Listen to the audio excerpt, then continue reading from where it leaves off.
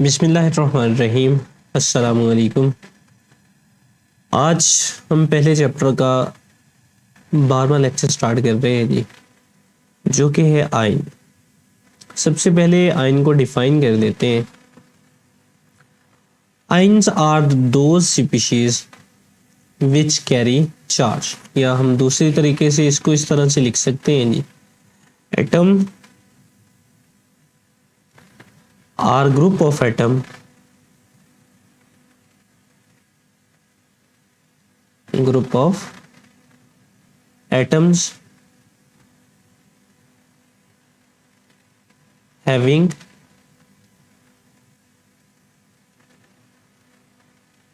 charge, यानी atom या एटमों का ऐसा ग्रोह जिसके ऊपर कोई चार्ज मौजूद हो वो आयन कहलाता है। और ये वाला जो चार्ज है ये पॉजिटिव भी हो सकता है और नेगेटिव भी हो सकता है। अगर तो किसी एटम के ऊपर चार्ज हो पॉजिटिव तो इस वाले को हम बोलेंगे कैटआयन,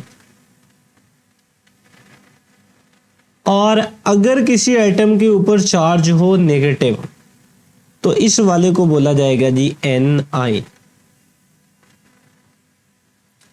अब हम ये देख लेते हैं जी कि किसी एटम के ऊपर या ग्रुप ऑफ एटम के ऊपर चार्ज पॉजिटिव कब आता है और चार्ज नेगेटिव कब आता है। किसी एटम के ऊपर पॉजिटिव चार्ज तब आएगा जब वो अपने इलेक्ट्रॉन को लॉस करेगा, यानी इलेक्ट्रॉन्स का इखराज करेगा, इलेक्ट्रॉन लॉस करेगा, तब उसके ऊपर जो है वो पॉजिटिव चार्ज आ जाएगा। और अगर कोई एटम जो है वो इलेक्ट्रॉन को हासिल करता है यानी इलेक्ट्रॉन्स गेन करता है, देन उसके ऊपर जो है वो नेगेटिव चार्ज आ जाएगा। बेसिकली लॉस ऑफ इलेक्ट्रॉन्स का अगर हम कहें, लॉस ऑफ इलेक्ट्रॉन को अगर मैं दूसरे टर्म में लिखूं तो इसको मैं लिख सकता हूं जी इलेक्ट्रॉन्स में कमी आ जाना, यानी डेफिशिएंसी ऑफ इलेक्ट्रॉन। और गेन ऑफ इलेक्ट्रॉन्स का क्या मतलब है जी, यानी इलेक्ट्रॉन का ज्यादा हो जाना। अब इलेक्ट्रॉन के ऊपर क्योंकि नेगेटिव चार्ज होता है, अगर किसी ने अपने इलेक्ट्रॉन लॉस कर दिए तो इसका मतलब है जी कि उसके इलेक्ट्रॉन टू प्रोटॉन रेशियो के अंदर चेंज आ गया। और जब इलेक्ट्रॉन टू प्रोटॉन रेशियो के अंदर चेंज आता है जी, यानी प्रोटॉन की तादाद जो है वो ज़्यादा हो जाती है और इलेक्ट्रॉन्स की तादाद में कमी आ जाती है। इस वजह से उसके ऊपर पॉजिटिव चार्ज आ जाता है। अब कोई एटम जितने ज़्यादा इलेक्ट्रॉन को लॉस करेगा उतना ज़्यादा पॉजिटिव चार्ज आ जाएगा। इसी तरह से एनाइन में जब वो इलेक्ट्रॉन हासिल करता है तो इलेक्ट्रॉन हासिल करने के बाद उसके ऊपर जो नेगेटिव चार्ज है वो बढ़ जाता है, क्योंकि इलेक्ट्रॉन्स की तादाद बढ़ गई, प्रोटॉन की तादाद कम होगी। अब जितने ज़्यादा इलेक्ट्रॉन हासिल करता जाएगा उतना नेगेटिव चार्ज है वो बढ़ता जाएगा। इनकी अब एग्जाम्पल देख लेते हैं जी। मिसाल के तौर पर हमारे पास सोडियम है Na। अब ये अपना इलेक्ट्रॉन लॉस कर सकता है, लॉस करने के बाद ये चेंज हो जाएगा जी Na पॉजिटिव में, प्लस एक इलेक्ट्रॉन जो है वो यहां से निकल गया। इसी तरह से पोटाशियम है, पोटाशियम अपने जो है ये भी एक इलेक्ट्रॉन लॉस कर सकता है, ये भी के पॉजिटिव, और प्लस एक इलेक्ट्रॉन जो है वो यहां से निकल गया। इसी तरह से हमारे पास मैग्नीशियम है, मैग्नीशियम अब अपने दो इलेक्ट्रॉन को खारिज कर सकता है जी, ये Mg2 पॉजिटिव में चला जाएगा और प्लस दो इलेक्ट्रॉन जो है वो इसने रिलीज कर दिए। इसी तरह से अगर हम बात करें एल्यूमिनियम की, तो एल्यूमिनियम जो है ये अपने तीन इलेक्ट्रॉन को लॉस कर सकता है। सो एल्यूमिनियम जो है वो +3 में चला जाएगा, +3 प्लस तीन इलेक्ट्रॉन जो है वो यहाँ से रिलीज हो जाएंगे। सो इन तमाम एटम्स ने क्या किया जी, इन तमाम एटम ने अपने इलेक्ट्रॉन को खारिज किया। तो इखराज की वजह से क्या बने जी, इनके कैटायंस बने। अब कोई एटम अगर इलेक्ट्रॉन खारिज कर रहा है तो इट्स मीन ये इलेक्ट्रॉन निकालने के लिए हमें एनर्जी रिक्वायर्ड होती है, यानी इस वाले प्रोसेस में हमें क्या होगा जी, एनर्जी रिक्वायर्ड होगी। अगर इन प्रोसेस के लिए एनर्जी हमें चाहिए, एनर्जी रिक्वायर्ड है, तो इसका मतलब क्या हुआ जी, जो कैटायन की फॉर्मेशन है ये एंडोथर्मिक प्रोसेस है, यानी इसमें एनर्जी जज़ब होती है। इस वजह से cation formation is endothermic process. और इसी तरह अगर हम एनाइन की बात करें तो एनाइन जो है ये इलेक्ट्रॉन गेन करते हैं। मिसाल के तौर पर फ्लोरीन है, ये एक इलेक्ट्रॉन को एक्सेप्ट करेगा, एक्सेप्ट करने के बाद ये चेंज हो जाता है जी फ्लोराइड आयन के अंदर, नेगेटिव चार्ज इसके ऊपर आ जाएगा जी।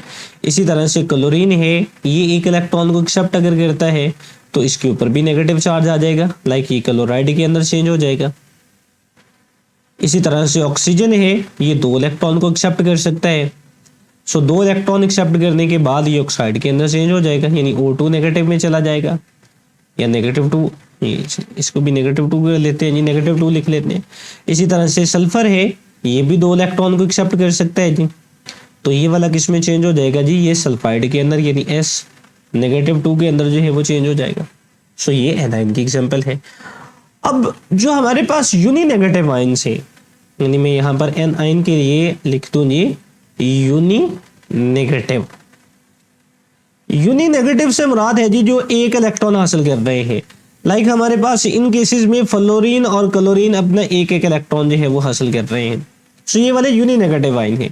सो जो यूनी नेगेटिव आयन है इनमें जो एनाइन की फॉर्मेशन है, यानी जो गेन ऑफ इलेक्ट्रॉन है, ये एक्सोथर्मिक प्रोसेस है, यानी इसमें एनर्जी जो है ये रिलीज होती है, इस वजह से ये हमारे पास जो है ये एक्सोथर्मिक प्रोसेस है। सो ये हमने अभी तक जो बात की वो हमने आयन के डेफिनेशन के ऊपर बात की। आयन के हवाले से हमने कहा ये एटम या एटमों का ऐसा ग्रोह है जिसके ऊपर कोई ना कोई चार्ज मौजूद है, और इसके अलावा हमने इसके टाइप्स के ऊपर बात की। हमने कहा जी इसकी 2 टाइप्स हैं, या तो वो कैटाइन हो सकते हैं या वो एनाइन हो सकते हैं, यानी हैविंग अ पॉजिटिव चार्ज हो सकता है या हैविंग अ नेगेटिव चार्ज हो सकता है। अब अगर तो इलेक्ट्रॉन लॉस कर रहा है, इट्स मीन वो जो है वो कैटाइन है, यानी उसमें इलेक्ट्रॉन की कमी हो रही है, और अगर इलेक्ट्रॉन गेन कर रहा है तो इट्स मीन इलेक्ट्रॉन की ज्यादती हो रही है। और इसके हवाले से दोनों की 4 एग्जांपल जो है वो हमने कोट की। अब थोड़ा सा हम डिफरेंस देख लेते हैं जी एटम और आयन के बीच में। इसको थोड़ा ऊपर की तरफ जो है वो ले जाते हैं जी, इसको यहाँ पर ऊपर कर लेते हैं, और अब थोड़ा सा हम डिफरेंस देख लेते हैं जी, डिफरेंस बिटवीन एटम के, हमारे पास एटम क्या चीज़ है जी, और इसी तरह से आयन जो है ये क्या चीज़ है। अभी दोनों को तो हम डिफाइन कर चुके हैं, एटम को इससे पहले डिफाइन कर चुके हैं और आयन को रिसेंटली अभी हमने डिफाइन किया। आयन पर हमने ये कहा जी कि आयन एक ऐसी स्पीशीज है दैट हैव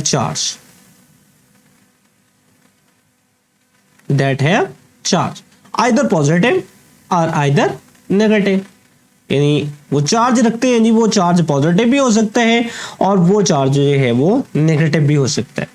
लेकिन अगर हम एटम की बात करते हैं तो एटम के ऊपर कोई चार्ज नहीं होता, यानी atom is a neutral, atom neutral species है जी, इसके ऊपर किसी किस्म का कोई चार्ज मौजूद नहीं है। और अगर हम एटम के डेफिनेशन पर आए तो हम एटम के डेफिनेशन में ये कहते हैं atom is the smallest particle of an element, यानी इसमें हमने क्या लफ्ज इस्तेमाल किया जी, smallest particle of an element, smallest particle of an element which can take part in a chemical reaction। पर मजीद इसको आगे बढ़ा लेते हैं जी, which can take part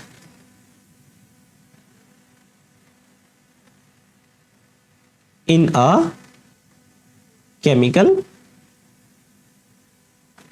reaction। यानी हमारे पास जो एटम है जी ये स्मॉलेस्ट पार्टिकल है, किसका है जी, smallest particle of an element, जो कि किसी न किसी रिएक्शन के अंदर हिस्सा लेता है। जबकि अगर हम आयन की बात करें तो आयन जो है ये smallest particle of ionic compound है, smallest particle of ionic compound, ionic compound, यानी ये किसी एलिमेंट का हिस्सा नहीं है हमारे पास। आयन, आयन जो हिस्सा है ये आयनिक कंपाउंड का है, जबकि जो एटम है जी ये किसका है जी, ये एलिमेंट का सबसे छोटे से छोटा जाता है। अब जो एलिमेंट के ऊपर अगर कोई चार्ज मौजूद नहीं है, सो ये can and can not exist independently, can यहाँ पर चलिए एंड का लफ्ज भी इस्तेमाल करते हैं, and can not exist independently.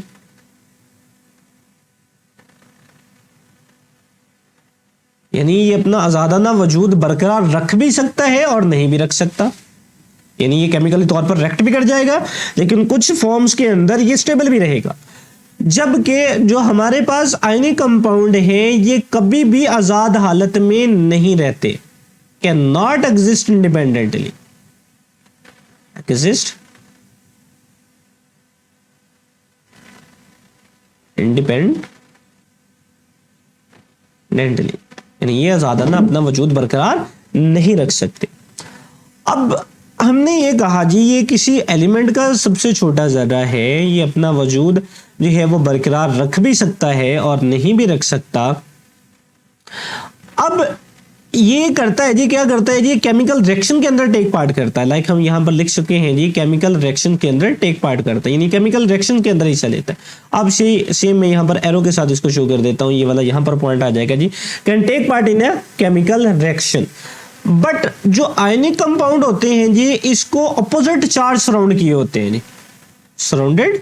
इसको थोड़ा ऊपर करके जो है वो लिख लेते हैं जी, कलर हम चेंज कर लेते हैं ताकि हमें थोड़ी सी आसानी रहे, इसमें ब्लू कलर इस्तेमाल कर लेते हैं जी।